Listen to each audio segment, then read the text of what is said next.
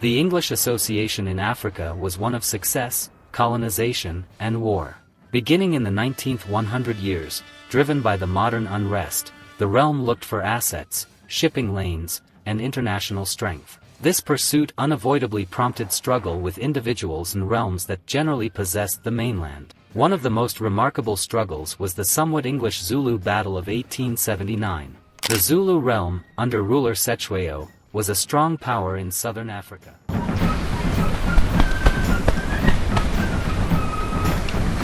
The English tried to extend their command over the district, requesting the disbanding of the Zulu military framework. At the point when the Zulu rejected, English powers attacked. The primary significant fight, at Isandlwana, was a stunning English loss. Zulu heroes, outfitted with lances and safeguards, overpowered the better prepared English powers, killing more than 1,300 fighters.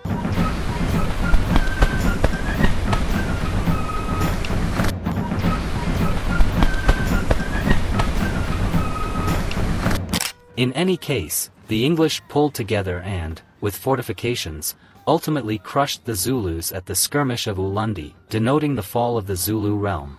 In Sudan, the Mahdiist War arose in the late 19th 100 years. Muhammad Ahmad, known as the Mahdi, drove a rebel against Egyptian and English impact. The Mahdi pronounced himself a strict pioneer and joined different clans under his objective. The contention arrived at its top during the attack of Khartoum.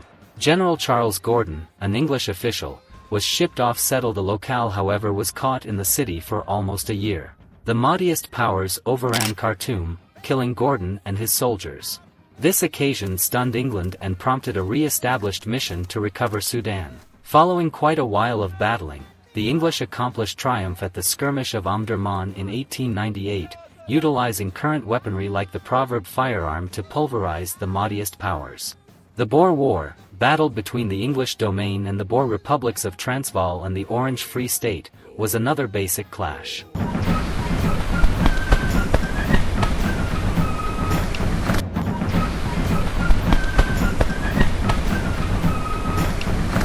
This conflict, which endured from 1899 to 1902, was not a battle against native individuals but rather between two gatherings of pilgrims.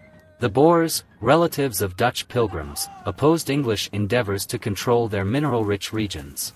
The conflict started with Boer triumphs, as their insight into the landscape and guerrilla strategies gave them a benefit. Be that as it may, the English adjusted by conveying a singed earth strategy, obliterating ranches and framework, and laying out inhumane imprisonments for Boer regular folks.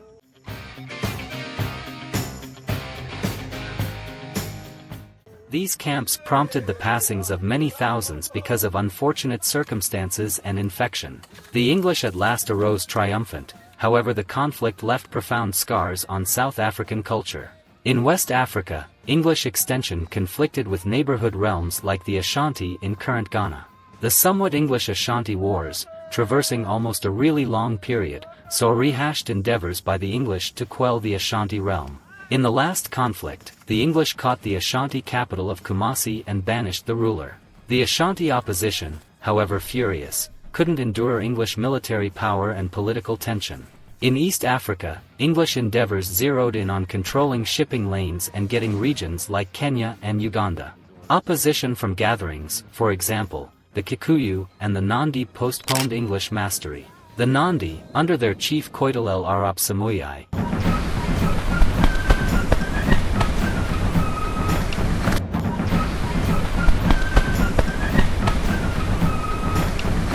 pursued a very long-term guerrilla battle against the English. However, they were at last curbed through a blend of military power and misdirection. The conflicts in Africa were not confined occasions but rather part of a bigger course of magnificent triumph. Each contention was set apart by mercilessness, obstruction, and significant ramifications for the African public. The English utilized cutting-edge innovation, prevalent coordinated factors,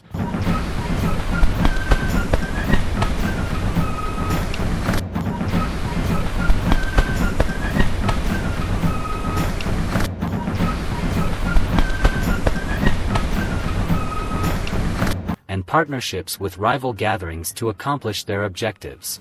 Be that as it may, they frequently misjudged the flexibility and assurance of those they looked to overcome. The tradition of these conflicts is mind-boggling. They reshaped the political and social scene of Africa, making ready for frontier rule yet in addition establishing the groundworks for future obstruction developments. Numerous African chiefs who battled against the English are currently celebrated as legends who remained against colonialism. Simultaneously, the conflicts feature the staggering effect of colonization, from the death toll and culture to the abuse of assets and individuals. By the mid-20th 100 years, a lot of Africa had been split between European abilities, with England controlling tremendous regions. Yet, the memory of obstruction lived on, moving later battles for autonomy. The English conflicts in Africa were a sign of the human expense of realm and the persevering through soul of the people who battled for their opportunity.